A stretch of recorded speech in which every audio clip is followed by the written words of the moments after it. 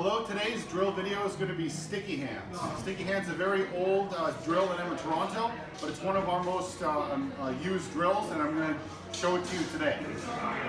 One of the benefits of sticky hands is that it's an open vessel that instructors can put lots of stuff in. So there's lots of different variations of it, but I'm going to show you today the very basic, sort of archetypical version of the drill. Sticky hands is a sensitivity drill, and it's a stand-up wrestling drill, okay? And the goal of the drill is to not only get you and your partner more familiar with your own bodies and familiar with physical contact, but also some of the basics of standing, moving, basic posture, and posting, okay? So the sticky hand, we're gonna go over first the purpose of the drill, okay? And then how to start it, then how to do it, and then mistakes we make, okay? The purpose of the drill, the purpose of sticky hands, is to achieve one of two things: isolation or domination, okay? Sticky hands is a cooperatively antagonistic drill. So we're both trying to get these things on each other at the same time, okay? Isolation is this. When one partner, me, when I'm here, when I have all of my weapons on half of his, that's a case of isolation, okay? This is a case of isolation. This is even more isolation. This is extreme isolation, right? Makes sense, okay? Domination. Domination is another word for unbalancing the opponent's fortitudo.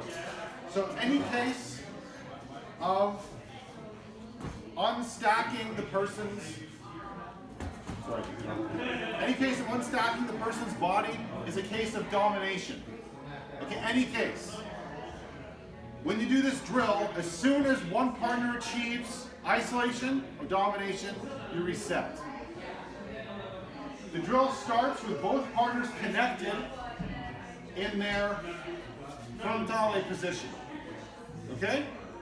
From here, both partners will attempt to achieve isolation or domination on their opponent.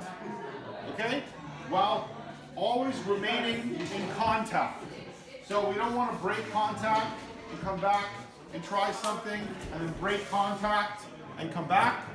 We always stay in contact. The other thing we do is we always fight to stay in frontale, because we assume, and some versions of this drill have this, that if we're not in frontale, we're vulnerable to being struck, and we want to keep our guard up. So when we're both this close, we're both in frontale, so that if we were striking, we'd have our strike defenses up, right? And we fight to stay here. So what this does is when we're trying to get around each other, and so, right? So when we're doing the drill, we're trying to get around each other, but we're staying in contact. It gives the drill the appearance of sticky hands, right? That's where the name comes from. Okay? So as you can see, what we just did here, right? So here we are. We're just trying to circle around each other, right? With our hands touching, trying to stay in frontale, right? And now we kind of get what it looks like, right? A little bit. Now, in order for me to get isolation or domination, I need to fix a part of him in time and place and move around him, okay? So for example, if I grabbed his wrist, right? If I grabbed his wrist and I moved around it, right? Rather than moving him, right? I don't want to move him to give him information. If I grab his wrist, move around it, and then uncross myself, I've gained isolation, right? Whereas if I just try to move around him, he can move too, okay? So we want to keep this in mind when we're doing this drill. And we have all these tools to get what we want: isolation and domination, right? We have the two wrists, we have the two elbows, we have the two shoulders. We also have the head, and we have the body, okay? So the way we do sticky hands normally is we begin by saying wrists only. Then you can use the wrists and the elbows. and then the wrists, elbows, and shoulders. And we go on and on and on up to make sure that we're trying to get isolation and domination, but with only the tools that we've been given. So we don't always do the thing that we like to do, okay? So we're gonna continue until I've shown everything. That's to my video person.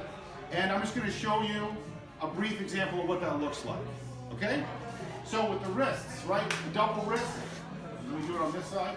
Double wrist, I can move around, right? There I am. With the elbows, right, I can come underneath, right, and come here, or I can come over and come here, right? With the shoulder, I can come in with a boar's tooth, right, and then I start to get some domination, okay? With the head I can go for a single neck grab or a double neck grab, right, and thereby get some domination. Right? And finally, with the closed body position, I can come in here and grab him like this in a cross body position, or double high like this, or double low like this. Right? So we have two wrists, elbows, shoulder, single or double neck grabs, and close grappling. And we use all of those things to get isolation or domination, okay? Mistakes we make, okay? The biggest mistake we make is we drop our hands. And we practice doing sticky hands like this, which is just practicing being open to being punched, okay? The second biggest mistake we make is we do this. We move our hands a lot to no purpose because we think we're doing the drill.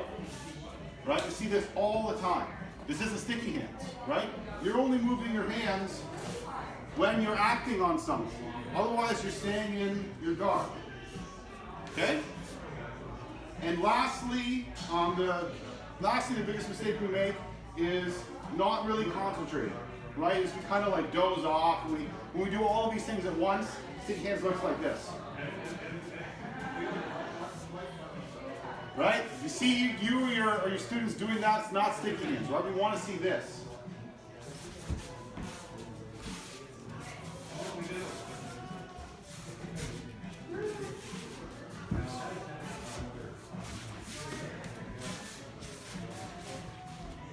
Good. Okay? Whenever we get a case like that, we reset. Okay?